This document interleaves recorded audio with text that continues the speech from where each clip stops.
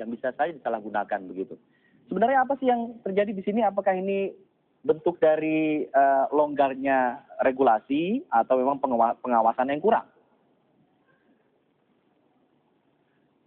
Ya begini, saya ceritakan dulu bahwa hasil analisa evaluasi kami, banyak kejadian-kejadian street crime yang menggunakan senjata api rakitan. Ya, senjata api itu ada rakitan, ada pabrikan. Nah, kebanyakan senjata api yang digunakan oleh pelaku-pelaku itu adalah senjata api rakitan. Dan juga banyak juga aksi-aksi tersebut dilakukan oleh pelaku memakai senjata airgun. Dan sangat mirip itu replika-replikanya, tidak ada bedanya sama sekali.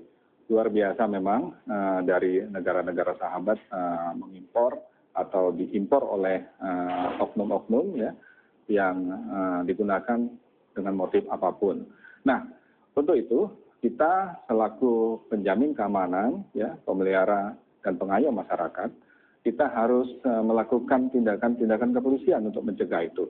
Salah satunya kemarin.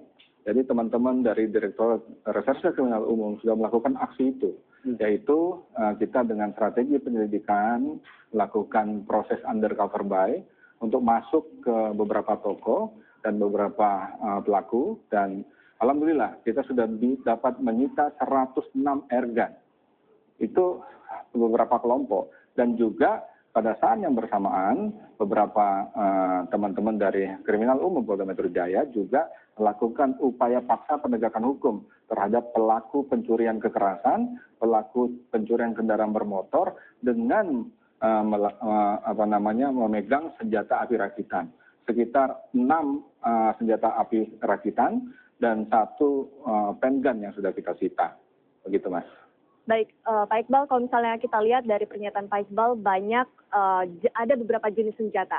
Mana yang lebih mudah dijumpai oleh masyarakat di pasaran, dan sejauh ini sudah bagaimana pihak kepolisian mengantisipasi peredarannya tersebut? Begini, kita sudah menerapkan bahwa masyarakat yang menggunakan, memegang senjata airgun ilegal, itu kita proses hukum. Sudah lebih dari 10 kasus sudah masuk dalam peradilan pidana, bahkan sudah vonis. Kita terapkan konstruksi pasal yang kita persangkakan, yaitu Undang-Undang Darurat nomor 12 tahun 51, sudah lama sekali. Ini dikandung maksud agar masyarakat-masyarakat yang memegang airgun itu tidak serta-merta boleh dengan seenaknya memegang dan mengoperasionalkan. Bahwa kita sudah mengeluarkan juga perkap dari Mabes, yaitu Peraturan Kapolri tahun 2012 nomor 8, itu tentang pengawasan dan pengendalian tata cara senjata yang dikategorikan senjata api, termasuk airgun. Jadi airgun ini hanya diperuntukkan untuk olahraga. Olahraga pun digunakan di tempat olahraga, terus disimpan di sana. Nah, ini yang harus kita tertibkan apabila ada masyarakat yang menggunakan dengan kedok, dengan modus olahraga, tetapi dibawa pulang, dan ini yang menjadi pemicu bahwa banyak masyarakat yang menggunakan itu. Kadang-kadang hanya selip-selipan di jalan, mereka nembak, begitu dengan airgun itu. Dan untuk melindungi masyarakat, untuk menyampaikan rasa aman masyarakat, kami terus merazia ini dan tidak berhenti sampai kemarin waktu kami mengekspos, tim kami sedang bergerak semua, jajaran Polda Metro Jaya, 14 Polres sedang bergerak untuk melakukan hal yang sama. Nah, yang jadi pertanyaan nih, airgun ini Pak, ini kan tadinya untuk olahraga ya, untuk sport ya, gitu ya.